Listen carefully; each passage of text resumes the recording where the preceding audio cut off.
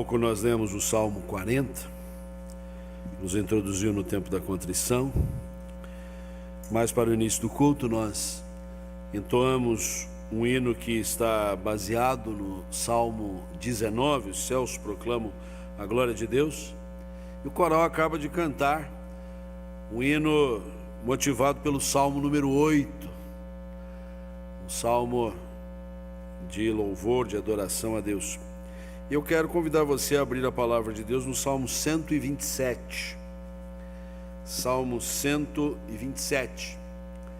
Este salmo é de autoria de Salomão.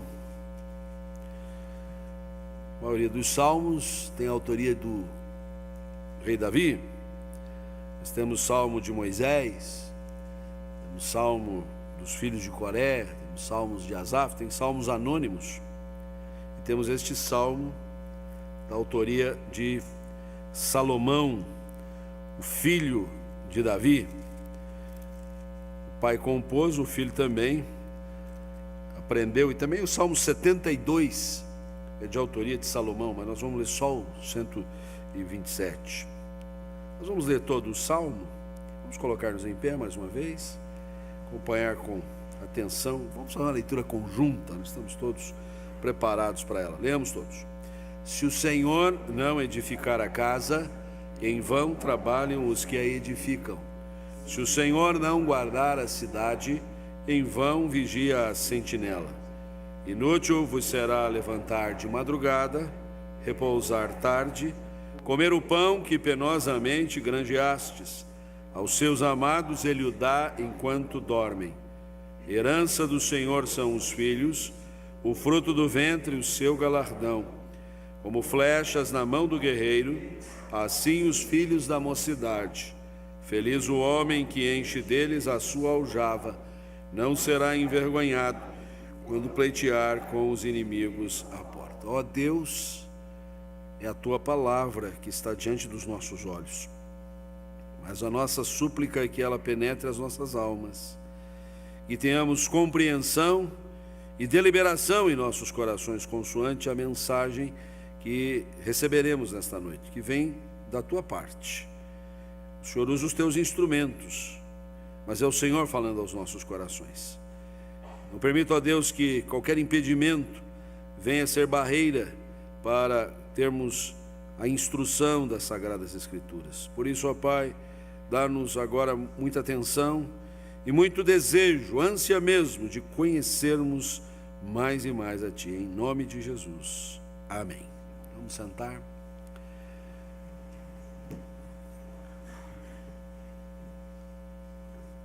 Uso muito este salmo em cerimônias de casamento, porque ele parece ter uma mensagem muito própria para a constituição de uma família, para a formação de um lar. Fala até mesmo sobre os filhos, que são herança do Senhor. Traz a nós uma lembrança muito importante a respeito de deixar que Deus edifique a nossa casa, que Ele seja o construtor mor, que Ele esteja na dianteira de todas as coisas. Hoje pela manhã, no segundo culto matinal, realizamos aqui o nosso já tradicional culto do bebê, o culto de ação de graças pela vida do bebê, quando cerca de 40 crianças receberam um exemplar da palavra de Deus, crianças que eu digo bebês mesmo, até 1 ano de idade, juntamente com os seus pais, uma celebração muito querida, muitos deles visitantes aqui em nossa igreja, porque tem este objetivo também o culto, de despertar nos corações mais alheios à caminhada da fé, a importância de que Deus também edifique os seus lares. Mas se observarmos bem, este salmo trata da casa como trata da cidade.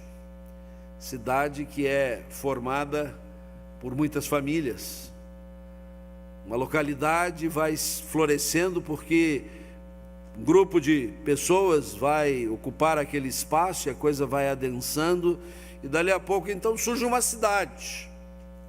É a natureza das coisas. E é por isso que no primeiro versículo, na sua segunda parte, O salmista eleva do patamar da família, da casa, para o patamar da cidade. Na primeira parte ele diz: se o Senhor não edificar a casa, em vão trabalham os que edificam. Na segunda parte diz: se o Senhor não guardar a cidade, em vão vigia a sentinela. E é o destaque da nossa mensagem desta noite. Deus edifica a casa, Deus guarda a cidade.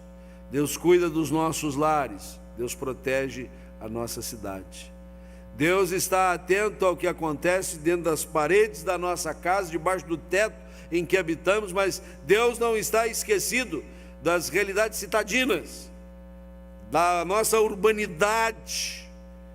O Senhor está conosco em todas estas dimensões, e nós podemos distender esta perspectiva da cidade para a perspectiva de toda a nação, de toda a nação. Por isso eu queria trazer como tema norteador da nossa reflexão esta mensagem: o Senhor guarda a nação. E principalmente quando nós estamos às vésperas de mais uma eleição. Domingo vindouro, em meio à nossa conferência, nós vamos ter que correr para dar conta aqui da conferência e correr lá na nossa sessão eleitoral.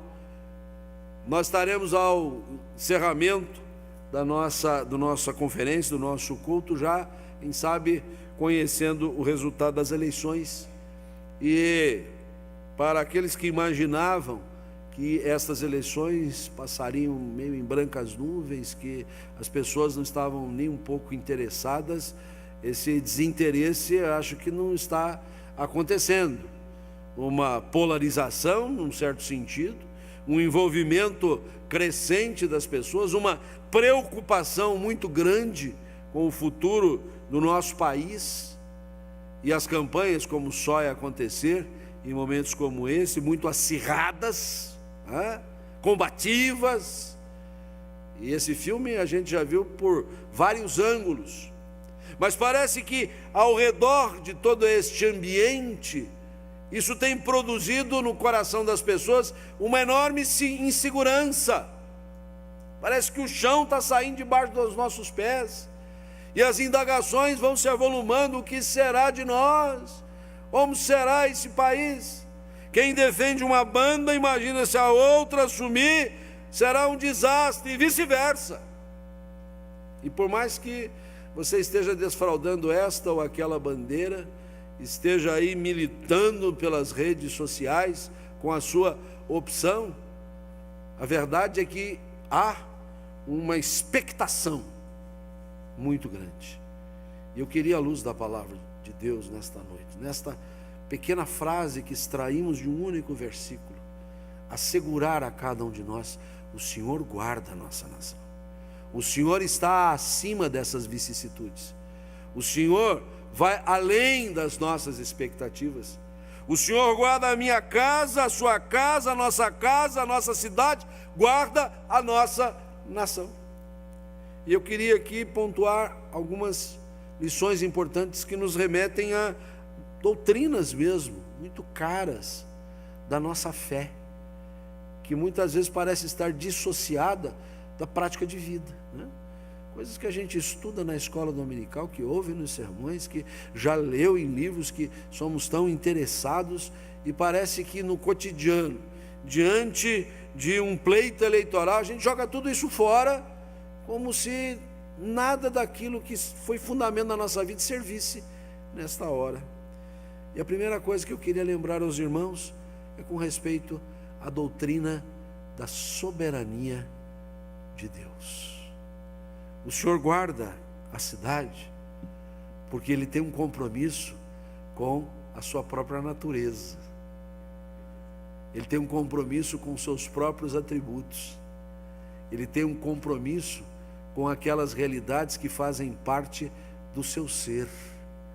E se é uma coisa que a palavra de Deus nos ensina, é que Deus é Senhor, que Ele é soberano Senhor, que Ele está no controle de todas as coisas, que nada escapa aos seus juízos, que nada passa em branco diante dele, sejam aquelas realidades tão desagradáveis que muitas vezes compõem a nossa vida, a nossa caminhada, os nossos pecados, sejam as nossas realizações, os nossos sucessos, sejam as tramas que os homens acabam tecendo, os ardis, que muitas vezes somos assim protagonistas deles. Nada está fora do alcance do propósito do Senhor, porque Ele é soberano, Senhor. Essa forma de nominar ao nosso Deus não se resume a uma forma de tratamento, como muitas vezes nós nos referimos às pessoas senhor, senhora, né? Doutor, doutora, né? São títulos, ora acadêmicos, ora honoríficos, ora de respeito, mas não passam de títulos, que senhor mesmo ninguém é, só o nosso Deus.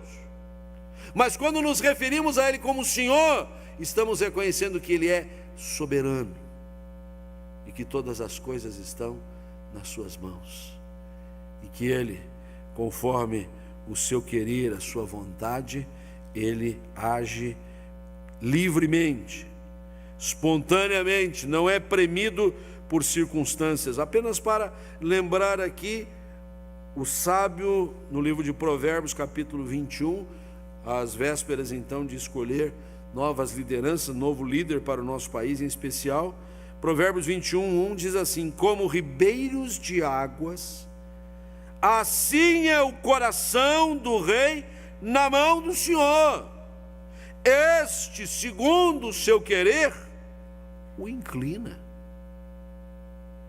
E o sábio profere esta mensagem não em tempos democráticos, em que a cada período de tempo nós podemos alternar os governantes, os partidos, podemos participar de um pleito eleitoral, podemos desfraldar as nossas bandeiras. Não, era imperial, era um trono que sucedia por descendência. E no entanto, o sábio assim afirma: o ribeiro de águas é conduzido conforme a mão do Senhor, assim o coração do rei, a mente do rei, aquilo que ele faz. O rei não está acima do soberano Senhor. O presidente da república não está acima do soberano Deus. O governante do estado, o prefeito municipal, os poderes constituídos da nação, aqueles que detêm o poderio econômico, não estão acima do Senhor, porque Ele é soberano, Senhor. Por isso o salmista diz: o Senhor guarda a cidade, o Senhor guarda a nação, porque se assim não for, tudo será baldado, tudo será apenas uma ilusão. Frases de efeito, bordões que se multiplicam, até alguns deles embalados por melodias muito agradáveis. Nada disso vai resultar em benefício. Por quê? Porque é preciso que Ele guarde, Ele, com a sua boa mão, nos assegure. Por isso eu quero aqui reiterar essa doutrina tão basilar na nossa fé. A fé reformada, da qual somos herdeiros, ela não escolhe esta ou aquela doutrina para enfatizar o conjunto da obra que é importante. Enquanto muitas vezes, com todo o respeito que deve haver entre nós em relação a outras expressões de fé, mas é notório isso, que determinados grupos enfatizam essa doutrina em detrimento de outros. A nossa preocupação é ensinar todo o conselho de Deus. Mas a soberania de Deus é um pilar essencial, porque se Deus não for soberano, Ele também não será o Criador de todas as coisas, o Redentor das realidades que se perderam e aquele que será glorificado eternamente. Por isso, essa é uma doutrina tão cara a nós e que deve ser aplicada nesses dias em especial. Cada qual, ao dirigir-se à urna, esteja cônscio desta verdade e busque estar no centro da vontade de Deus. Não são nossos pareceres pessoais que devem prevalecer, não são nossos gostos particulares, mas sim a vontade e o propósito do Senhor, porque Ele guarda a nação. E um aspecto que queremos salientar ainda aí é a soberania de Deus sobre o que crê e sobre o que não crê. Nós somos crentes, nós somos dos que creem, nós somos dos que confiam no Senhor, nós somos dos que dedicam a sua vida ao serviço, ao labor de Deus. Mas o Senhor também é Deus soberano sobre os que não professam o seu nome, sobre aqueles que até batalham contra Ele. Ele não perde o seu senhorio. É apenas uma forma mais difícil deles compreenderem que Deus é soberano. Portanto, é muito mais prático a gente ser crente do que ser incrédulo. Aliás, já se disse muitas vezes que a insistência na incredulidade revela uma fé mais evidente do que aqueles que creem. Porque para crer que Deus não existe, que Ele não é soberano, que as coisas acontecem por acaso, tem que ter mais fé do que a gente que reconhece a um Deus que a tudo assiste e que tudo conduz conforme a sua vontade. Se o Senhor não guardar a cidade, em vão vigia a sentinela. Mas o Senhor guarda a cidade, como guarda a nossa casa, como guarda a nossa nação, porque Ele é soberano, o Senhor. Mas o salmista usa uma condicionante. Ele diz: se o Senhor não, e a gente sempre é instado a ler o texto em ordem inversa, se o Senhor guardar a cidade, e a gente está afirmando: o Senhor guarda a cidade, então nós estamos seguros, então nós estamos bem acompanhados, então a insegurança vai sair da nossa mente. Mas quando a gente pensa na ordem que está o texto, se o Senhor não fizer isso, nós estamos à mercê de todo o tipo de insegurança. Por isso, somos instados também a refletir um pouquinho a respeito disso aqui. A vulnerabilidade do homem. Nós somos vulneráveis. Nós somos suscetíveis. Nós somos frágeis. Nós temos conquistas muitas. A gente olha retrospectivamente, e não precisamos então ir muito longe, mas só as décadas que já vivemos, o que já é bastante, como progredimos, como evoluímos nas nossas possibilidades, a facilidade na comunicação, na informação, no deslocamento, os confortos que adquirimos. Mas parece que toda esta gama de facilidades que a vida nos trouxe, que o progresso nos ofereceu, tem nos induzido a pensar que nos tornamos invulneráveis. Nada me atingirá, nada me alcançará. Começamos a assumir uma postura de super-heróis, né? Somos o quarteto fantástico. Comigo ninguém pode. Posso todas as coisas. E até usamos a Bíblia para isso, né? Filipenses capítulo 4, versículo 13, a gente costuma muitas vezes aqui usar nos momentos de ofertório, diz exatamente isso, né? Tudo posso, tudo posso, naquele que me fortalece. Mas a gente esquece que é na força do Senhor que nós podemos, que sem a força do Senhor nada podemos. E o salmista vai dizer: em Deus faremos proeza, sem Deus não faremos coisíssima nenhuma. E por isso é importante também marcar bem a maneira como o texto corre. Ele diz: se o Senhor não, nós estamos absolutamente à mercê das circunstâncias. Nós seremos colhidos pelo vendaval, nós seremos tomados de assalto por tudo que está vindo na nossa direção, porque não há nenhuma garantia de que estas realidades, delas nós estamos imunes e isentos, que pelo fato de termos conquistado tanto, temos progredido tanto, temos tantas facilidades, podemos fechar a nossa casa, a nossa residência com todo tipo de segurança, alarme, câmeras. E esta é uma preocupação que atinge todos nós no âmbito doméstico, atinge a nós também aqui no seio da igreja, porque estamos à mercê de invasões, mas vamos colocar isso, colocar aquilo, e é fato que não se pode negar a necessidade de pensar nessas coisas.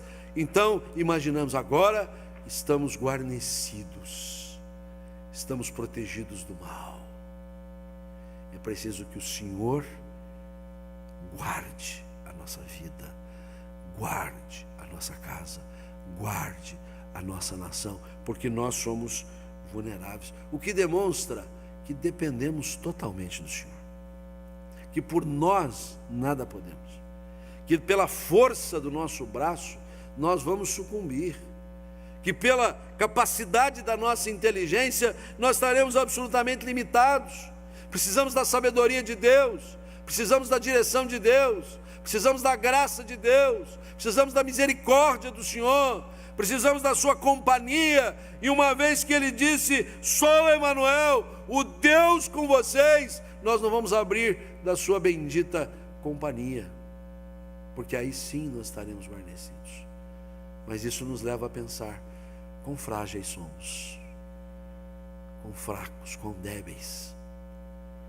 O hino sacro diz assim: mais forte é Cristo nosso Mestre. Avante, avante pois. Ele é soberano Deus, nós somos frágeis, estamos à mercê das circunstâncias, mas dependemos do Senhor. E a cada dia da nossa vida, não iniciamos qualquer jornada sem nos confiarmos ao Senhor. Seja um pequeno passo que damos, seja aquele decisivo que fará toda a diferença no correr da nossa história de vida, nós tomamos este passo na dependência do Senhor. Como é importante nós desenvolvermos esta forma de viver, de colocarmos nas mãos do Senhor continuadamente nossos motivos, nossas intenções, nossas preocupações. Aqui há uma geração que se preocupa com a sua geração, os seus filhos, a geração dos seus filhos. Hoje no culto do bebê vimos aqui gerações que iam até os bisavós, e cada qual confiando ao Senhor a sua nova geração, dependendo totalmente do Senhor. Se o Senhor não guardar, a vulnerabilidade vai ficar estampada, mas nós estamos na dependência do Senhor. E o Senhor vai nos guarnecer, o Senhor vai guardar a nós, vai guardar a nossa nação. A soberania de Deus sobre tudo, sobre todos, os crentes e os não crentes, sobre todos os acontecimentos. A vulnerabilidade do homem que depende totalmente do Senhor. Mas o terceiro e último ponto que queremos ressaltar: o êxito de nossos esforços, que está atrelado ao fato de serem feitos no Senhor. Esse texto dá relevo à presença, à pessoa e à obra de Deus. Se o Senhor não edificar a casa, você está fazendo, não vale nada. Se o Senhor não guardar a cidade, a nação, for o nosso baluarte, a cidade não vai estar protegida, a nação também vai estar com as suas fortalezas derrubadas. Mas o que vale dizer, quando dependemos do Senhor, quando fazemos em nome do Senhor, quando requisitamos a sua graça, quando nos colocamos à sua disposição, o êxito está conosco. As realizações não serão baldadas, o progresso acontecerá, haverá desenvolvimento, haverá crescimento. E aqui nós precisamos reconhecer, como povo de Deus nesta nação brasileira, temos dupla cidadania. Somos cidadãos do reino de Deus e somos cidadãos da pátria amada brasileira. É preciso que urgentemente esta nação se conscientize do poder, da presença de Deus. Anos recentes, a palavra Deus, não estou dizendo a palavra, ao mencionar Deus, dentro de um ambiente escolar, tornou-se algo que não se pode dizer, porque o Estado é laico, e é mesmo, sempre foi. Figura nas nossas constituições desde 1891, até então se dizia que o Estado tinha uma religião de preferência. A partir de 1891 não teve mais, e as constituições subsequentes sempre preservaram a laicidade do Estado, o que não significa que o Estado seja ateu, porque todo Estado ateu é à toa também. E nós precisamos reconhecer, respeitadas as opiniões diferentes de fé, e até mesmo aquela que se coloca numa posição ateia, o Estado não pode impedir de que Deus seja mencionado, seja reverenciado, seja até mesmo motivo de aprendizado no ambiente escolar. Porque se queremos progredir como nação, não podemos cercear as novas gerações de dependerem também do Senhor, de saberem que os seus feitos serão exitosos, se forem feitos no Senhor. Se forem feitos apenas para louvor e glória do Estado, para aplauso dos governantes, para interesses ideológicos, tudo será baldado. É preciso que o Senhor guarde a nação. E nesse Senhor guardar a nação está o reconhecimento de que os nossos esforços serão exitosos, porque são feitos no Senhor. E o que vale para o que estamos apresentando no âmbito educacional, vale também para o âmbito empresarial, vale para o âmbito das relações de trabalho, em que não se pode olvidar que é o Senhor quem dá a semente para que nós possamos plantar aquilo que viremos colher de futuro. É a mão do Senhor que faz prosperar, é a mão do Senhor que enriquece, é a mão do Senhor que abençoa. Mas quando a gama enorme da população fecha os olhos para essa verdade, tapa os ouvidos para não ouvi-la, não quer sequer pensar nesta realidade, não podemos pensar em progresso.